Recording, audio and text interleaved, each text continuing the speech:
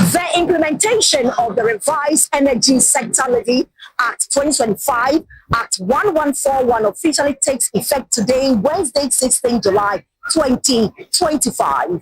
The new levy structure announced by the government and enforced by the Ghana Revenue Authority (GRA) follows a previous postponement intended to assess global market conditions and protect recent gains in domestic fuel prices.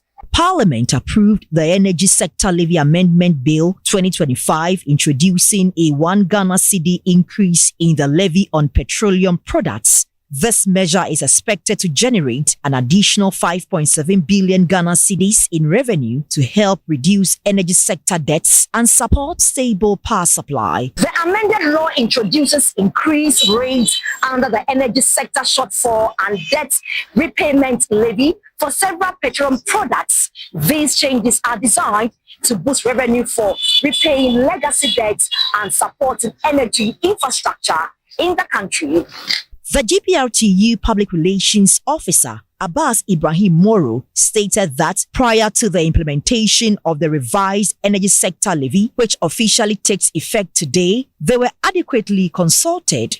We initially spoke about it because we weren't contacted. We've never had any education about it, and we even threatened for a short period that the government doesn't withdraw to organize a sit-down strike. Government really called us, and after the meeting, we came out and said we have had enough education on this 1 Cedi on the litre for this energy sector, and we finally agreed because government says they needed our money to make sure they will pay for energy in such a way that they won't be doing so as we had some time past. Abass Moro assured that the implementation of the revised levy will not lead to any immediate increase in transport fares. Our lorry fares increment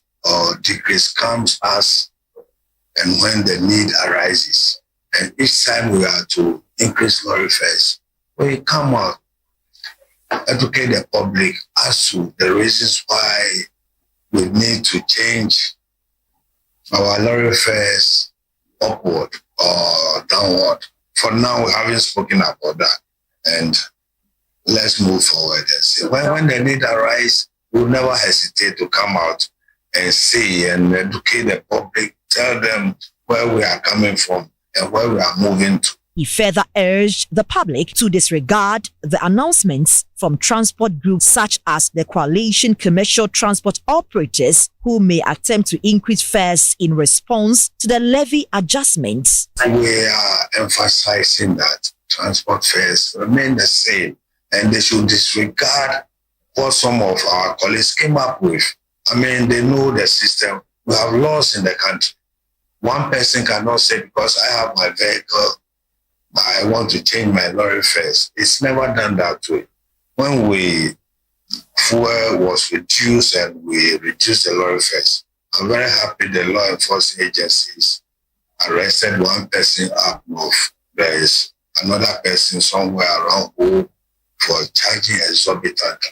So we should all abide by the existing rules, existing laws, and go by it. This coalition, where are they? They should come out and tell us where they operate, who and who are made up of that coalition. The Gprtu also called on all transport unions to cooperate with the government on the rollout of the revised Energy Sector Levy, which forms part of broader national efforts to stabilize the economy and address funding gaps in the energy sector. We just pray to our other colleagues who are still having doubt or who are still dragging their feet on it. And we should all accept it and move forward, since government has promised to use that to cushion the energy sector, whereby we won't visit the do so again. The decision to proceed was reached in consultation with the Ministries of Finance and Energy after a thorough review of current economic indicators. Authorities say the timing aligns with broader efforts to stabilize the economy while addressing funding gaps in the energy sector. Nana Achiaa Aboagye, Bullet TV, Ring Road, Accra.